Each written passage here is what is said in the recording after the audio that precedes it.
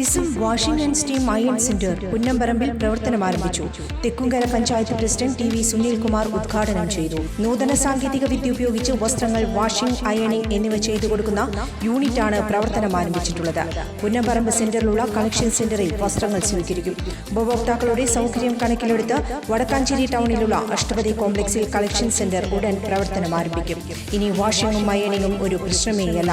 കൂടുതൽ വിവരങ്ങൾക്ക് 96504445 എന്ന നമ്പറുമായി ബന്ധപ്പെടുക.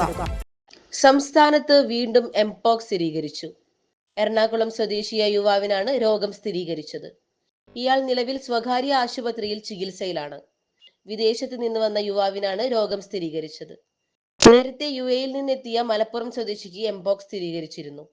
മഞ്ചേരി മെഡിക്കൽ കോളേജ് ആശുപത്രിയിൽ ചികിത്സയിൽ കഴിയുന്ന യുവാവിന് ക്ലേഡ് 1B വകഭേദമാണ് ബാധിച്ചത്. പനിയും തൊലിപ്പുറത്ത് ചിക്കൻ പോക്സിന് സമാനമായ തടിപ്പുകളും കണ്ടതിനെ തുടർന്നാണ് ആദ്യം നിരീക്ഷണത്തിലാക്കിയത്. തുടർന്ന് നടത്തിയ പരിശോധനയിലാണ് ഇയാൾക്ക് എംപോക്സ് സ്ഥിരീകരിച്ചത്. News desk anytime news. കൂടുതൽ വാർത്തകൾക്ക് ഞങ്ങളുടെ ചാനൽ സബ്സ്ക്രൈബ് ചെയ്യുക.